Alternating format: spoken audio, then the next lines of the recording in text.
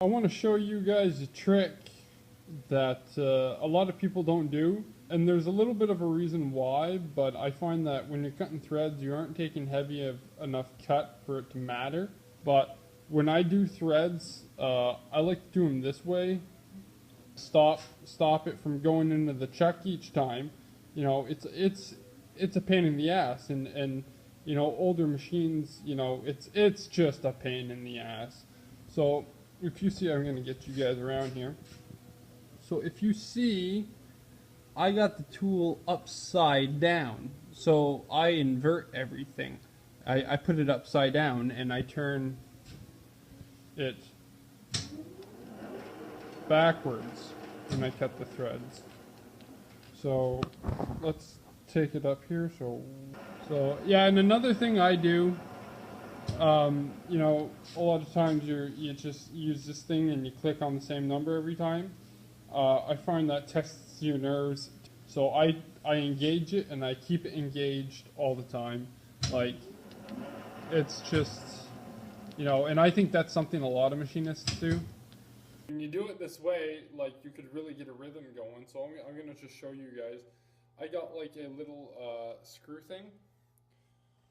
So this old standard modern has the screw. So what I do, I just back this off a little bit each time I want to take a cut. So it makes a nice little stop when you're cutting it. So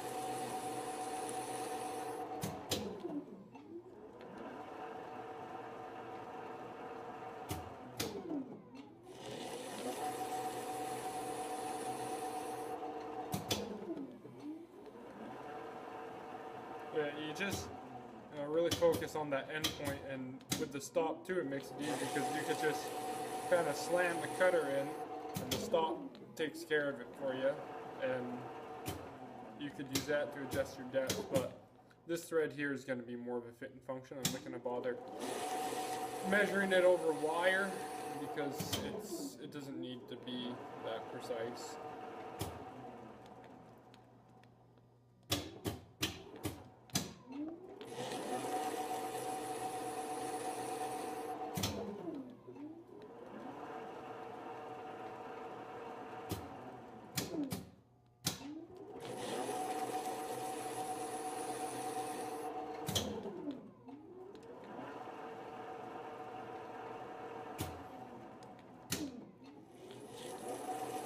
Definitely, in my opinion, cutting threads inverted like this is way easier.